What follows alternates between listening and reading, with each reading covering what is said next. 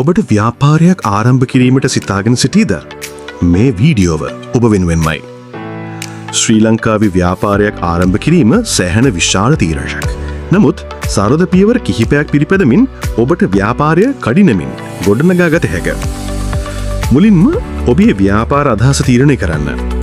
උදාහරණයක් ලෙස පොහොමන්ද්‍රව්‍ය, කුඩා ආහාර ව්‍යාපාර, Android apps හෝ YouTube නාලිකාවක්.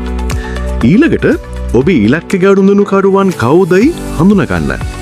ඔවුන්ට ඔබේ සේවාව හෝ නිෂ්පාදනය අවශ්‍යද? ඔවුන් කොහෙද? ඔවුන්ගේ වයස කීයද? පසුව ඔබේ ව්‍යාපාරයේ නීතිමය කරගන්න. ව්‍යාපාර ලියාපදිංචි කිරීම, බැංකු ගිණුමක් නිවෘත්ති කිරීම සහ අවශ්‍ය බලපත්‍ර ලබා ගැනීම අත්‍යවශ්‍යයි. ඉන්පසුව ඔබේ ව්‍යාපාරය ප්‍රචාරය කරන්න. සමාජ මාධ්‍ය, YouTube, TikTok සහ WhatsApp මහවතෙන් ප්‍රචාරය කළ හැකියයි. ඔබේ අන්තර්ගතය අරුත් සහ ව්‍යාකෘතිමය විය යුතුයි. අවසානයේ ඔබේ සේවාව ගුණාත්මකව පවත්වාගෙන යන්න. ගනුදෙනුකරුවන්ගේ විශ්වාසය ලබා දෙන්න.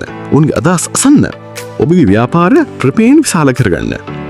ඔබටත් හැකි සාර්ථක ව්‍යාපාරයක හිමිකරු වීම.